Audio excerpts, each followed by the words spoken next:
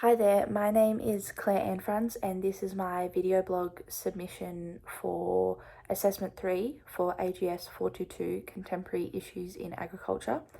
Throughout my use of storytelling, I will be responding to the AGS422 podcast number 2, featuring Josh Gilbert, who is a Warramai man who spoke about his view on Indigenous agriculture.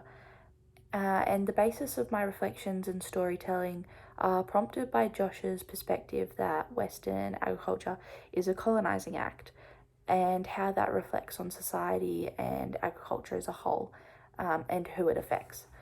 And I guess from my own personal experiences, I grew up on the south coast of New South Wales in a Western household, and I was exposed to agriculture from a pretty young age when my parents would plan road trips to our family farm in Victoria, where we'd see the sheep and ride motorbikes. And that's really, I guess, where my love for agriculture was born and why I decided to study agricultural science at university. When Josh referred to how agriculture is run and how it exists in today's day and age, with the people as an act of colonization, how it arrived on the ships with the people and the seed and the livestock, which all details what Josh explained as the idea and Western mentality of what agriculture should look like.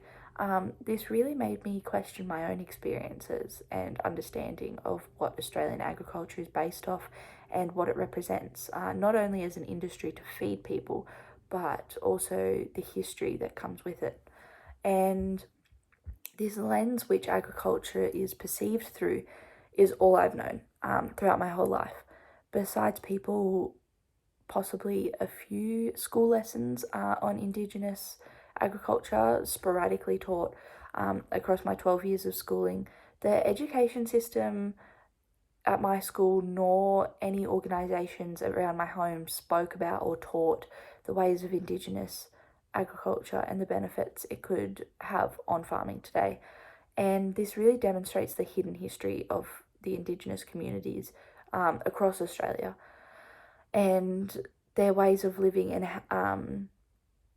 how they can incorporate agriculture into the land. And these people were so conscious about not degrading landscapes and natural resources and about sustainability and efficiency and how to support the environment so it can support us.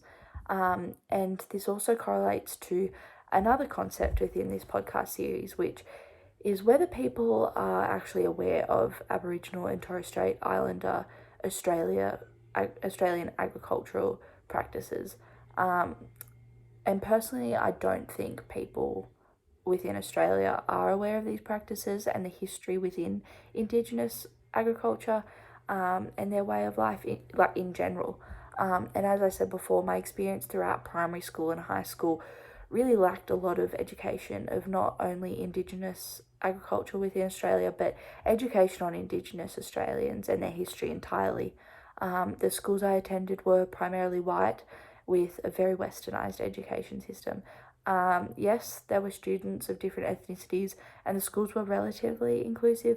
However, how can a school be inclusive and culturally aware when they're not teaching their students the history of their country, the history of the oldest living culture and population in the world?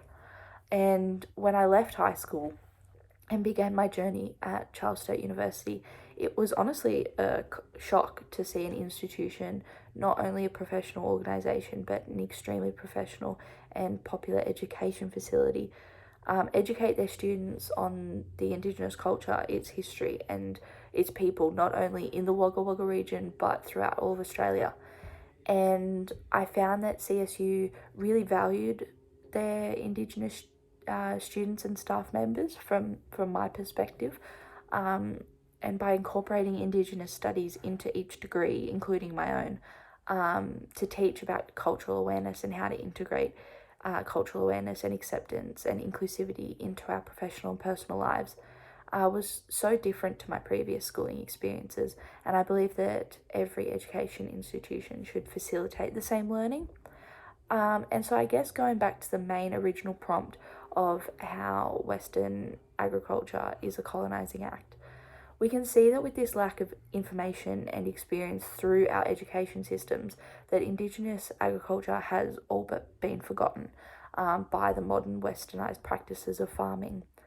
And I have experienced many different agricultural businesses and farming enterprises, from the grain industry to large scale cropping to livestock, including cattle and sheep and horses and all these things. And not once have I experienced a farm that incorporates indigenous agriculture into their enterprises. And I'm not sure if this is because they're unaware of these things and circumstances, but after listening to Josh speak, there are so many ways to incorporate Indigenous culture into these farming systems, or even just educate these farmers that maybe the way things are being done on their farms could be improved with Indigenous farming methods that could not only benefit their business but also their farming environments and their natural resources. I experienced a lot of reliance on chemicals and machinery when I've been working in these agricultural industries. And after learning about the natural and more safer methods used by Indigenous populations, it's really highlighted how modern agriculture really depends on new innovations that can combat the problems that have been caused by chemical resistance or soil compaction, for example.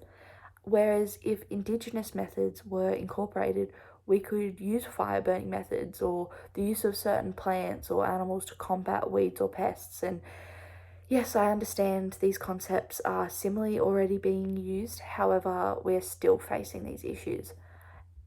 Indigenous practices prioritise the health of the land and its flora and fauna, making sure that the water stays clean to promote healthy ecosystems.